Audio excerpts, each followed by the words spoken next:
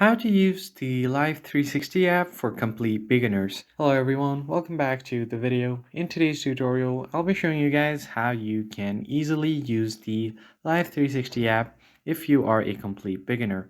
But before getting started, make sure to like the video down below and subscribe to the channel. Now, let's jump right into the video.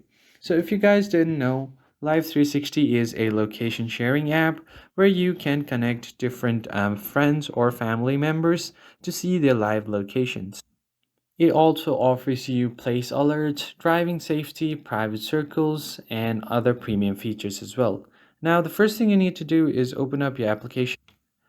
And once you have done that, you will be able to see your location right here. But if you want to add members to your family or a circle, what you need to do is scroll down and you have an option to add a person. So just tap on it.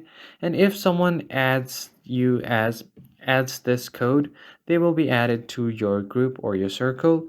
And if you want to join someone else's group, then what you can do is just go ahead and right here you have an option on the top, so just tap on this drop down, and if you want to create a new circle you can just tap on create a circle, or if you want to join a circle, tap on this one and you can enter the invite code similar to what I've just shown you. So just enter that code and you will be able to join the circle.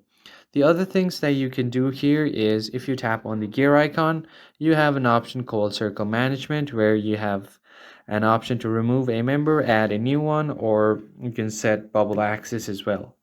Now, if you go back, you have other options like accounts. So if you tap on account, you will find your email, password, and if you want to delete account, you can just tap on this to delete your account. You also have other features like drive detection, flight detection, and many more. So these are all of the basic features of this app. I hope you found this tutorial helpful. I'll see you guys on the next one.